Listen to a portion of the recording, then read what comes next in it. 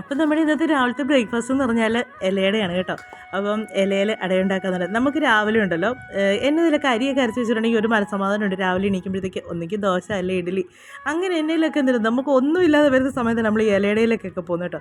പിന്നെ ഇവിടെ എന്ന് പറഞ്ഞാൽ ഇടയ്ക്കിടയ്ക്ക് ഞാൻ ഈ ഇലയുടെയൊക്കെ ഇങ്ങനെ ഉണ്ടാക്കി കൊടുക്കാറുണ്ട്. കാര്യം പിള്ളേരെല്ലാം കഴിച്ച് വളരണമല്ലോ. അതുകൊണ്ട് ഞാൻ ഇലയുടെയൊക്കെ ഉണ്ടാക്കി കൊടുക്കാൻ അതിനകത്ത് തേങ്ങയും ശർക്കരയും പിന്നെ കുറച്ച് ഏലക്കായും ജീരകമൊക്കെ ചേർത്താണ് ഇത് ഉണ്ടാക്കുന്നത്. അപ്പോൾ അതിൽ നിന്ന് അടുപ്പിലോട്ട് അങ്ങാക്കിയേക്കാന്ന് വിചാരിച്ച് അങ്ങനെ ഇലയുടെയൊക്കെ ഉണ്ടാക്കി. അല്ലെങ്കിൽ എല്ലാ വീട്ടമ്മമാരുടെയും രാവിലെ എണീക്കുമ്പോൾ ഉള്ള ടെൻഷൻ വെച്ചാൽ അരിയൊന്നും അരച്ച് വെച്ചിട്ടില്ലെങ്കിൽ ഇന്ന് എന്നതാണോ ഉണ്ടാക്കുന്നത് എന്നുള്ളൊരു വെപ്രാളമാണ്. എല്ലാം ഉണ്ടാക്കി രാവിലത്തെ കാപ്പിയെല്ലാം ഒന്ന് കഴിഞ്ഞ് കഴിയുമ്പോൾ ഉച്ചയ്ക്ക് ഇനി എന്നതാണോ കറിയുന്നുള്ളത്. മീനും കൂടെ ഒക്കെ ഇല്ലെങ്കിൽ ഉണ്ടല്ലോ പിന്നെ നമ്മൾ എത്ര കറി വെച്ചാലും ആർക്കും ഒന്നും തൃപ്തിയാകത്തില്ല. എൻ്റെ ഒരു അവസ്ഥയൊക്കെ അതൊക്കെ തന്നെയാണ് കേട്ടോ. രാവിലത്തെ കാപ്പി ഉണ്ടാക്കി കഴിയുമ്പോൾ പിന്നെ ഇരുന്ന് ആലോചിക്കുന്ന ഉച്ചയ്ക്ക് ഇനി എന്നതാണ് തല പുകഞ്ഞായിരുന്നു ആലോചിക്കുന്നത് എന്നതാണ് ഉച്ചയ്ക്കത്തേക്ക് ഇനി കറി റെഡിയാക്കുന്നത്. കാര്യം എല്ലാവരും കഴിക്കുന്ന വേണ്ടി ഉണ്ടാക്കട്ടെ. ഇവിടെ ചിലതുണ്ടാക്കുമ്പോൾ ചിലർക്ക് ഇഷ്ടപ്പെടത്തില്ല. അത് വേണ്ട ഇത് വേണ്ട ഇങ്ങനെ ഓരോ കാരണങ്ങളാണല്ലോ. അപ്പോൾ പിന്നെ എല്ലാവർക്കും ഇഷ്ടപ്പെട്ടതൊക്കെ വേണ്ടി നമ്മൾ ഉണ്ടാക്കാനായിട്ട് എന്നെ പറഞ്ഞാൽ നമുക്ക് വീട്ടമ്മമാർക്ക് എന്ന് പറഞ്ഞിട്ടുണ്ടല്ലോ ഈ അടുക്കളയിലെ പാചകം സത്യം പറഞ്ഞിട്ടുണ്ടല്ലോ നമ്മളൊരു ജോലിക്ക് പോവുകയാണെങ്കിൽ കൃത്യമായിട്ട് നമുക്ക് അതിന് എന്തെങ്കിലുമൊക്കെ ചെറിയ കാരണം കാണും അതിനൊരിതുണ്ട്. പക്ഷേ ഈ അടുക്കളയിലെ പണി എന്ന് പറഞ്ഞിട്ടുണ്ടല്ലോ ഒരു ഭയങ്കരം തന്നെയാണ്.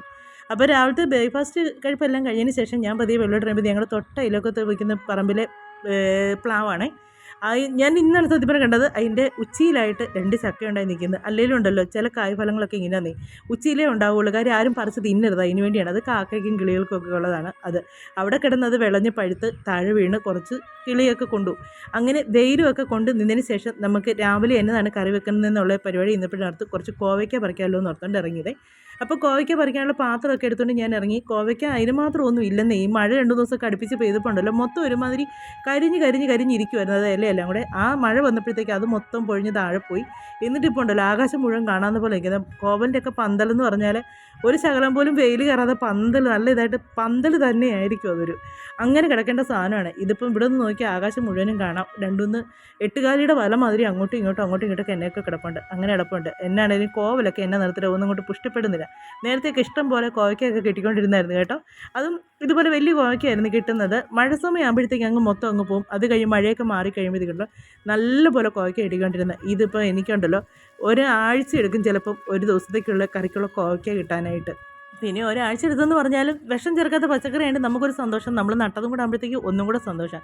അപ്പോൾ ഞാൻ ഇന്നലെ മുതൽ ഞാൻ നോക്കുമ്പോൾ ഈ സഞ്ചിക്കകത്ത് ഞാൻ ചേന നട്ടാണേ.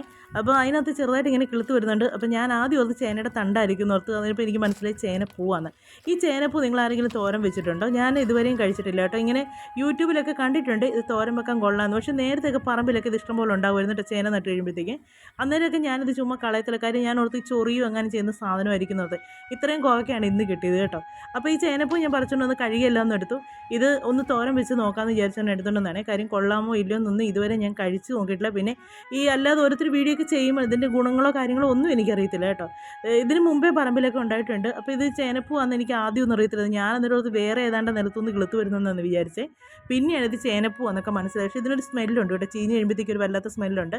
അതുകൊണ്ട് എല്ലാവരും ഇത് ചെയ്യുന്നതിന് മുമ്പേ പറിച്ച് കളയുക അങ്ങനെയൊക്കെയാണ് ചെയ്യുന്നത്. പക്ഷേ അത് കഴിഞ്ഞാണ് പിന്നെ തോരൻ വെക്കാൻ കൊള്ളാമെന്നൊക്കെ ഇങ്ങനെ അറിയുന്നത്. അപ്പോൾ എന്നാണല്ലോ അന്ന് മുതൽ ഞാനിത് വീഡിയോ കണ്ട സമയം മുതൽ വിചാരിച്ചു എപ്പോഴെങ്കിലും ഒരു ചേനപ്പൂ കിട്ടിയിരുന്നെങ്കിൽ ഒന്ന് തോരൻ വെച്ച് നോക്കാമായിരുന്നു എന്നിങ്ങനെ ഉണ്ടായിരുന്നത്.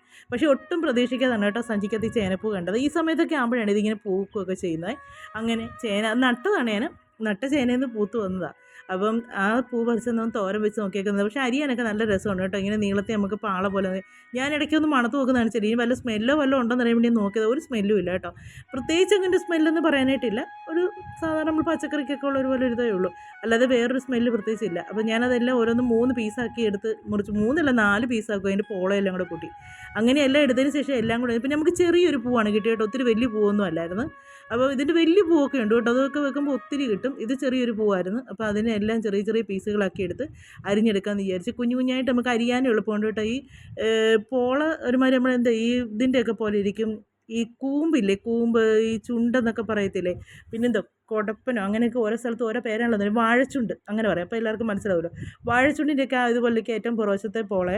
പിന്നെ അതിനകത്ത് നമുക്ക് ഓരോ 3 ഇതായിട്ട് മുറിച്ചെടുത്താണ്. പിന്നെ ഏറ്റവും വെള്ളയാണ് അതിൻ്റെ പൂ പോലെ. അത് നമ്മൾ 2ആയിട്ട് മുറിക്കുമ്പോഴത്തേക്ക് ഉണ്ടല്ലോ അതിനകത്ത് ഒരുമാതിരി ചുക്കിൽ. പക്ഷേ ഞാൻ വിചാരിച്ചായിരുന്നു അതെല്ലാം വീഡിയോ ഒന്ന് ശരിക്കും എടുത്ത് കാണിക്കുന്നുണ്ട്. പക്ഷേ വിട്ടുപോയി. എല്ലാം അരിഞ്ഞൊക്കെ കഴിയുമ്പോഴത്തേക്കാണ് ഓർത്തത് അയ്യോ ഇതെല്ലാം ഒന്ന് കാണിച്ചൊക്കെ വേണം എന്നെല്ലാം അരിയാനെന്നൊക്കെ. പിന്നെ അതെല്ലാം നല്ലപോലെ ഒന്ന് പെട്ടെന്ന് എല്ലാം ഒന്ന് അരിഞ്ഞെടുത്ത് എല്ലാം ഒന്ന് കഴിഞ്ഞ് ഇനി നമുക്കൊന്ന് തോരൻ വെക്കാനുള്ള തടവ് വെക്കണേ. അപ്പം ഇത് ഏറ്റവും ലാസ്റ്റത്തെ പീസാണ്. അപ്പോൾ ഇത് അരിയാനായിട്ട് നല്ല സുഖമാണ് കേട്ടോ. എനിക്കിങ്ങനെ ഈ ഫ്രഷ് ആയിട്ടുള്ള പച്ചക്കറി കരിയേണ്ട ഒരു പ്രത്യേക സന്തോഷം. നമുക്കിങ്ങനെ ഈ പെരുപെരുപെരുരാ നമുക്കങ്ങ് അരിഞ്ഞെടുക്കാൻ പറ്റുമല്ലോ. എനിക്ക് അങ്ങനെ അരിഞ്ഞെടുക്കാൻ ഭയങ്കര ഇഷ്ടമാണ്. അതുകൊണ്ട് പിന്നെ ഞാനതെല്ലാം ഒന്ന് അരിഞ്ഞെടുത്തു. പക്ഷേ എനിക്കൊരു പേടിയുണ്ടായിരുന്നു കൈ ചൊറിയുമോ അങ്ങനെയൊക്കെ. ചേനയല്ലേ സാധനം, അപ്പോൾ അതിൽ നിന്ന് വരുന്നതല്ലേ, വല്ല ചൊറിച്ചിലൊക്കെ വരുമോ എന്നറിയത്തില്ല. അതുകൊണ്ട് കൈയൊക്കെ ചൊറിയുമെന്നൊരിതുണ്ടായിരുന്നു. പക്ഷേ കൈയൊന്നും ചൊറിഞ്ഞൊന്നും ഇല്ല കേട്ടോ. ഞാൻ പ്രത്യേകിച്ച് വേറെ ഒന്നിനും വെള്ളത്തിലൊന്നും അങ്ങനെ ഇട്ടൊന്നുമില്ല. എന്നിട്ട് നമ്മുടെ ചീനച്ചട്ടി എടുത്ത് അതിലേക്ക് നമ്മൾ സാധാരണ തോരൻ വെക്കുന്നത് തന്നെയാണ് കേട്ടോ ഞാൻ ഇത് വെച്ച് വയ്ക്കുക. വേറെ പ്രത്യേകിച്ച് അതിനകത്ത് സാധനങ്ങളും ചേർത്തില്ല. പിന്നെ ആ അരിഞ്ഞ് വെച്ചതിനകത്തൊരു ഞാൻ ഇച്ചിരി സവോളയും പച്ചമുളകും കൂടെ അരിഞ്ഞ് ചേർത്ത് സവോള കൊത്തി അരിഞ്ഞ് പച്ചമുളകും ചെറിയ കുഞ്ഞായിട്ട് നരിഞ്ഞിട്ട് എന്നിട്ട് ഇതിനകത്തൊരു ഇച്ചിരി ഉപ്പും ഒക്കെ ചേർത്ത് ഒരു ശകലം വെള്ളം, ശകലം എന്ന് പറഞ്ഞാൽ തുള്ളി വെള്ളം കേട്ടോ. കാര്യം അതിൻ്റെ അടിക്കൊന്ന് പിടിക്കാതിരിക്കാൻ വേണ്ടി ഒരു ഇച്ചിരി വെള്ളം. കാര്യം ഒന്ന് ഇതിനെല്ലാം കട്ടി കുറവാണ് ഈ അരിഞ്ഞേക്കുന്ന സാധനങ്ങൾക്കല്ലേ. നമ്മൾ ഒത്തിരി വെള്ളമൊക്കെ ഒഴിച്ച് കഴിഞ്ഞാൽ അതുമ്പോൾ വെന്ത് വല്ലാതെ അളിഞ്ഞു പോയെങ്കിലും എന്ന് ഓർത്തുകൊണ്ട് ഞാനിത് ആദ്യമായിട്ട് വെക്കുകയെന്നും കൂടെ പറഞ്ഞല്ലോ. അപ്പോൾ അതുകൊണ്ട് ഒരു 2 സ്പൂൺ വെള്ളം ഞാനത്തേക്ക് ഇച്ചിരി ഉപ്പും കൂടി ഇട്ടിച്ച് 2 സ്പൂൺ ആ ഇളക്കുന്ന തവിക്കൊരു അതൊരു സ്പൂൺ പോലത്തെ തവി കേട്ടോ. അതിനൊരു ഇച്ചിരി വെള്ളം അതിനകത്ത് തന്നെ എടുത്താണ് ഞാൻ അതിനകത്തേക്ക് ഒന്ന് ഒഴിച്ച് എല്ലാം ഒന്ന് ഇളക്കി ഇത് സെറ്റാക്കിയതിന് ശേഷം ഒരിച്ചിരി വെള്ളവും കൂടി ഒഴിച്ച ശേഷം മൂടി വെച്ച് ആവിയിലങ്ങ് വേവിച്ചെടുക്കാമെന്ന് വെച്ച്. ആദ്യം ഒരിച്ചിരി തീ ഒന്ന് കൂട്ടിയിട്ടതിന് ശേഷം ഞാൻ പിന്നെ തീ കുറച്ചിട്ട് നല്ലപോലെ ഒന്ന് വേവിച്ചത്. കാര്യം ഇത് എത്ര നേരം ഇതിൻ്റെ വേവോ ഒന്നും എനിക്കറിയില്ല കേട്ടോ. പക്ഷേ ഇത് പെട്ടെന്ന് വെന്ത് കിട്ടി കേട്ടോ. വലിയ വേവോ കാര്യങ്ങളോ ഒന്നും ഉള്ള സാധനങ്ങളല്ല കേട്ടോ. പെട്ടെന്ന് നമുക്ക് വെന്ത് കിട്ടുന്നതാണ്. അപ്പം അത് പെട്ടെന്ന് എനിക്ക് വെന്ത് കിട്ടി. അത് കഴിഞ്ഞ് പിന്നെ അതിലേക്ക് വേണ്ട തേങ്ങയും പിന്നെ ഒരു ചുമന്നുള്ളിയും പിന്നെ മഞ്ഞളും ജീരകവും കൂടെ മാത്രം ചേർത്താണ് ഞാൻ ചതച്ചെടുത്ത് തേങ്ങ ചതച്ചെടുത്ത് വെച്ചാൽ അതും കൂടി ഇതിനകത്തൊരു ചേർത്ത് കൊടുക്കാൻ. പക്ഷേ ഇത് ഈ വെന്ത് കഴിയുമ്പോഴത്തേക്ക് തന്നെ ഉണ്ടല്ലോ ഒരു പ്രത്യേക ഒരു നല്ലൊരു മണമാണ് വരുന്നത്. ഞാൻ ഓർത്ത് വേറെ വല്ല മണമൊക്കെ ആയിരിക്കും. വെന്ത് കഴിയുമ്പോഴത്തേക്ക് നമുക്ക് ചില ഇതൊക്കെ വെക്കുമ്പോഴൊരുമാതിരി എന്താ കട്ടുമണം പോലത്തെയൊക്കെ വരില്ല, അങ്ങനെ വല്ല മണമൊക്കെ ആയിരിക്കും എന്ന് വിചാരിച്ചു. പക്ഷേ അങ്ങനെയൊന്നും അല്ലായിരുന്നു കേട്ടോ. ഒരു നല്ലൊരു മണമാണ് എനിക്കത് തോന്നിയത്. അത് മണം വന്നപ്പോൾ തന്നെ കഴിക്കാനായിട്ട് നമുക്കൊരു പ്രത്യേക ഇത് ഇഷ്ടം തോന്നും. പിന്നെ അതിനകത്തേക്ക് ഈ ചതച്ച് വെച്ചും കൂടെ ചേർത്ത് നല്ലപോലെ ഒന്ന് ഇളക്കി എല്ലാം ഒന്നെടുത്ത് നമുക്ക് ഒത്തിരി നേരം ഒന്ന് അടുപ്പ് വെച്ച് വേവിക്കേണ്ട കേട്ടോ പെട്ടെന്ന്. അപ്പോൾ ഞാൻ ഈ ചേനയുടെ ഇതാണ് ആദ്യം വെച്ചത്, വേറെ കറിയൊക്കെ വെക്കുന്നതിന് മുമ്പ്. കാര്യം ഇത് കൊള്ളുമോ ഇല്ലയോ ഒന്നും നമുക്കറിയത്തില്ല, ഇല്ലെങ്കിൽ നമുക്ക് വേറെ കറി വെക്കണ്ടേ. അപ്പോൾ ഞാൻ ടെൻഷനുണ്ട് തേങ്ങയൊക്കെ വെറുതെ ആവുമോ എന്നൊക്കെ ഉണ്ട്. കാര്യം ഇത് തിന്നുമ്പോൾ ഇനി ചൊറിച്ചിലും എല്ലാം വരുമോ എന്നുള്ളൊരു പേടി എനിക്കുണ്ടായിരുന്നു കേട്ടോ. ചേനയൊക്കെ സാധാരണ നമുക്ക് ചില ചേമ്പും താളൊക്കെ നമ്മൾ തോരൻ വെക്കുമ്പോഴത്തേക്കും അതിന് ചൊറിച്ചിൽ വരുമല്ലോ. അന്നേരം പുളിയൊക്കെ ചേർത്തല്ലേ വെക്കുന്നത്. ഇത് പക്ഷേ ഞാനങ്ങനെ പുളിയോ ഒന്നും ചേർത്തൊന്നുമില്ല.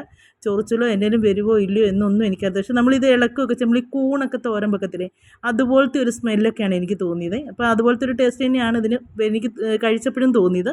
അപ്പോൾ ഞാനെല്ലാം നല്ലപോലെ ഒന്ന് ഇളക്കി ഉപ്പുമൊക്കെ നോക്കി അതിനകത്ത് ഞാൻ അത് ഇച്ചിരി കഴിച്ച് നോക്കാം. കഴിച്ച് നമ്മുടെ വാ ചൊറിയാണെങ്കിൽ വേറെ ആർക്കും കൊടുക്കണ്ട.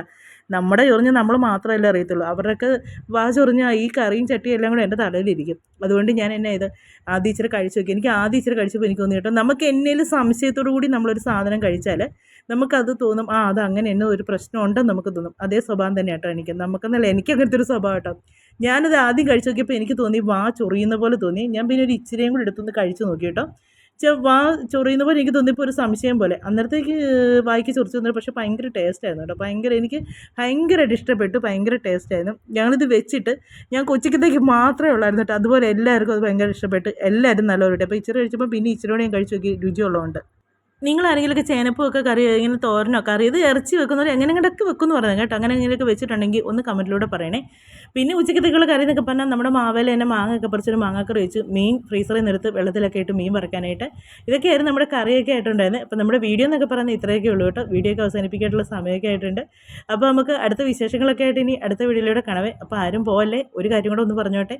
ആദ്യമായിട്ട് കാണുന്നവരുണ്ടെങ്കിൽ ഒന്ന് സബ്സ്ക്രൈബ് ചെയ്യുക, അതുപോലെ തന്നെ ലൈക്ക് ചെയ്യുക, കമൻറ്റ് ചെയ്യുക കേട്ടോ. നിങ്ങൾക്ക് വീഡിയോ ഇഷ്ടമായെങ്കിൽ നിങ്ങളുടെ ഫ്രണ്ട്സിനോടൊക്കെ ഒന്ന് ഷെയർ ചെയ്ത് കൊടുക്കുക. അതുപോലെ ഞാൻ പറഞ്ഞ ചേനപ്പൂ കാര്യങ്ങളൊക്കെ തോരൻ വെക്കുക എന്തെങ്കിലുമൊക്കെ ചെയ്യും. എനിക്കൊന്ന് ചേനപ്പൂ കടയിലൊന്നും മേടിക്കാൻ കിട്ടുന്ന സാധനമൊന്നുമല്ല കേട്ടോ. ഇങ്ങനെ പറമ്പുകളിലൊക്കെ നാട്ടിൻപുറത്തൊക്കെ ഉണ്ടാകുന്ന സാധനം തോന്നും. അപ്പം നമ്മുടെ വീഡിയോ ഒക്കെ അവസാനിപ്പിക്കാൻ സമയമായിട്ടുണ്ട്. അടുത്ത വിശേഷങ്ങളും കാര്യങ്ങളൊക്കെ ആയിട്ട് നമുക്കിനി അടുത്ത വീഡിയോയിലൂടെ കാണാവേ.